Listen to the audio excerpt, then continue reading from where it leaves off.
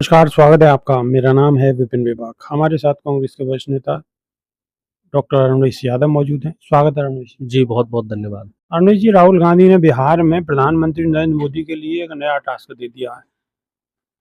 Motorcycle का task दे दिया है, कभी गाड़ी का दे देते हैं। अब प्रधानमंत्री मोदी जी इस उम्र में क्या बाइक थोड़ी चलाएंगे? ये बात तो सही है, लेकिन प्रधानमंत्री को ये भी तो देखना चाहिए कि अब वो उम्र-दराज हो चुके हैं।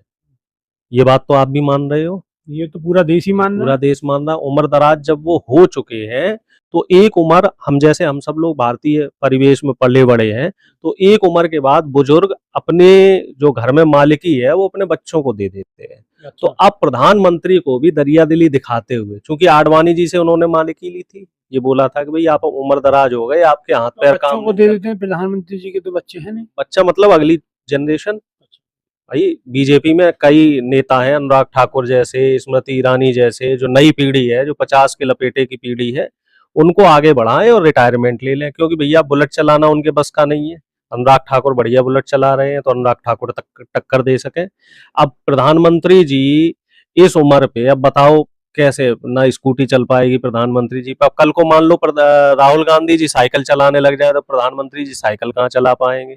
फिर मान लो राहुल गांधी जी, चूंकि बिहार में इस समय डैम वैम बहुत है, वो पुल उल टूटे हुए हैं, बाढ़ का पूरा माहौल है, कहीं तैराकी करने लग जाए राहुल जी, क्योंकि वो तो फिटनेस के सारे टेस्ट डेली बहुत मतलब सेहत पे ध्यान रखते हैं। 55 साल की उम्र है, लेकिन फिर भी उनकी फिटनेस बहुत गजब है।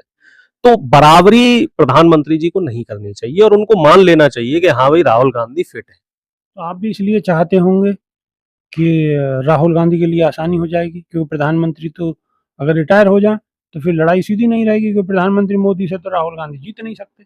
नहीं, देखिए ऐसा है कि लोकतंत्र में कोई भी चीज स्थायी नहीं होती, ये बात आप भी मानते हैं। या तो फिर चाइना की तरह और रूस की तरह आप डेमोक्रेसी खत्म कर दो, खुल के बोलो कि हाँ भाई हम लोकतंत्र खत्म करना चाह रहे हैं, हम डिक्टेटरशिप लाएंगे, हम प्रजातंत्र पे विश्वास नहीं रखते, हम राजशाही वाला तंत्र लाएंगे। अगर आप प्रजाशाही पे विश्वास रखते हैं, संविधान में आपकी निष्ठा है अगर है, तो समय के हिसाब से चीजें बदलती हैं और 11 साल प्रधानमंत्री के लिए काफी है, बहुत समय हो गया है। और ऐसी अब कोई खास चीजें ऐसी नहीं दिख रही हैं जो देश के लिए पॉजिटिव हो। प्रधानमंत्री ने तो हालांकि पहले भी जो काम प्रधानमंत्री ने किए हैं, उनके अभी जो दूरगामी परिणाम आ रहे हैं, तो परिणाम खराब थे। जैसे नोटबंदी करी, ठीक है, 2000 का नोट चालू किया, अब 2000 का नोट इन्हें बंद करना पड़ा। जाहिर सी बात है वो स्कीम इनकी फेल्योर थी, तभी वो 2000 का नोट बंद हुआ, उससे कालाबाजारी बढ़ी। अब जीएसटी लेके आए, अब जीएसटी का भी वो देखो, जीएसटी 2.0 आ रहा है। कई जो सामान है, रोजमर्रा के सामान है, इलेक्ट्रॉनिक आइटम है और बहुत सारी चीजें ऐसी हैं जिन पे जीएसटी पहले 28 थी, अब उसको 18 करना पड़ा है। क्यों? क्योंकि अर्थव्यवस्था बिगड़ गई। तो अर्थव्यवस्था के मामले में भी प्रधानमंत्री जीरो हो गए, फ्लॉप हो गए। नोटबंदी के मामले में भी फ्लॉप हो गए। रोजगार के मामले में उनके फ्लॉप तो चलते ही है। उनका जन्मदिन पिछले 11 साल से राष्ट्रीय बेरोजगार दिवस के रूप में युवा मनाते हैं, इसमें विपक्ष का कोई हाथ नहीं है, ठीक है। और युवाओं ने ही उनको पनौती भी घोषित किया था, इसमें भी विपक्ष का कोई हाथ नहीं है। तो किसी भी बड़े ओहदे पे बैठे किसी व्यक्ति को समझदारी यही होती है कि जब जनता आपको नकारना स्वीकार कर दे, तो उससे पहले आप रिटायरमेंट ले। लेकिन प्रधानमंत्री मोदी ने तो लाल किले की प्राचीर से 10 साल और मांगे। 10 साल उन्हें देगा कौन? अब ऐसे वोट चोरी करके, लोकतंत्र को खत्म करके, जैसे अभी वोट चोरी कर रहे हो, ऐसे आप 10 नहीं 100 साल चल लो, है। लेकिन अगर ईमानदारी से, वाकई देखो हम आप लोग हैं और जनता भी अपने ही है, दर्शक भी अपने ही है।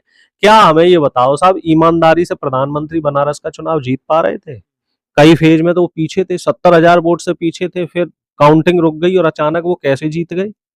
और तमाम ऐसी सीटें हैं जिन पे अगर अभी चुनाव आयोग रिकॉर्डिंग दे दे और उनके आंकड़े निकाल के दे दे, लगभग लगभग ऐसा बताया जा रहा है कि 100 की आसपास सीटें ऐसी हैं जिसमें। अरुण जी, सवाल तो ये भी है ना अरुणेश जी, कि अगर आप चुनाव आयोग पे सवाल उठा रहे हैं तो अब राहुल गांधी भी तो जीते ही है ना, प्रियंका गांधी भी तो जीती ही है हम तो ये कह रहे हैं वहां भी करो ना आप, सब जगह करो ना। अगर गड़बड़ होती तो ये लोग कैसे? नहीं तो सब जगह करो ना आप, सब जगह करो। बात हो रही है जहां क्लोज मार्जिन से बीजेपी जीती है, वहां की बात हो रही है। और राहुल गांधी जी ने बकायदा डेमो देके दिखाया है कि लोकसभा चुनाव में, उसी लोकसभा में, उन विधानसभाओं पे कांग्रेस को इतने वोट मिले और बीजेपी को इतने मिले, और 6 महीने बाद विधानसभा में वोट परसेंटेज में फर्क आया। जो इन चीजों के रिसर्च और डेटा के एक्सपर्ट लोग हैं वो ये बताते हैं कि बीजेपी के लोग सर्वे करते हैं कि हमारे कैंडिडेट को कितने वोट मिले। सपोज करो नोएडा विधानसभा, हमारे कैंडिडेट को कितने वोट मिले जी 2 लाख, कांग्रेस के कैंडिडेट को कितने मिले जी 2 लाख, 2,02,000। कौन जीता? कांग्रेस का कैंडिडेट। कितने वोट से जीता? 2,000 वोट से जीता, सपोज करो। तो ये क्या करेंगे, अगले चुनाव से पहले ये जो वोट कांग्रेस को मिले मूलभूत, उसकी रिसर्च करके उन वोटों को धीरे धीरे कटवाएंगे। 2,000 वोट कटवा देंगे और अपने 2,000 वोट बढ़वा लेंगे।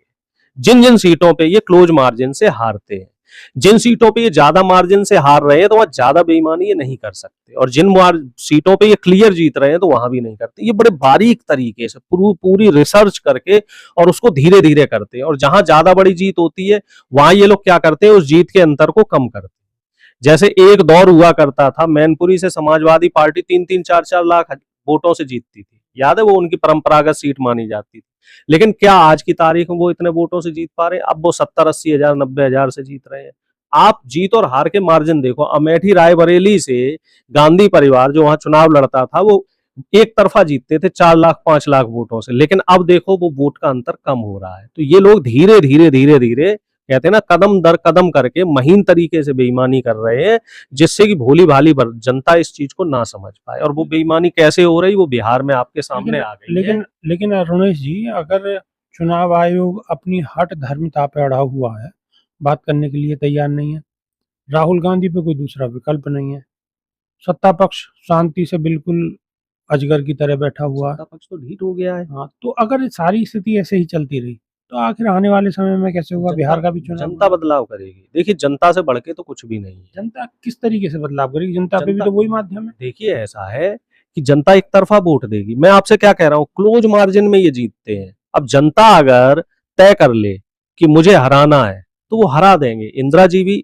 एक समय पे, इंदिरा गांधी जी के लिए जनता के अंदर इतना गुबार था कि इंदिरा जी भी हारी, बुरी तरह से हारी चुनाव, लेकिन जनता को वो गलती समझ में आई और 2 साल बाद ही इंदिरा जी को, यानी कि कांग्रेस को दोबारा जिताया और बड़े अंतर से जिताया।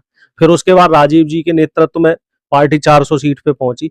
तो जनता जनार्दन का कांग्रेस को भी भाई देखो 50 सीटों पे लाके रोक दिया 2014 में। रोका नहीं रोका, क्योंकि बीजेपी ने जिस तरीके के झूठ के नरेशन गढ़े तो जनता उसमें फंस गई।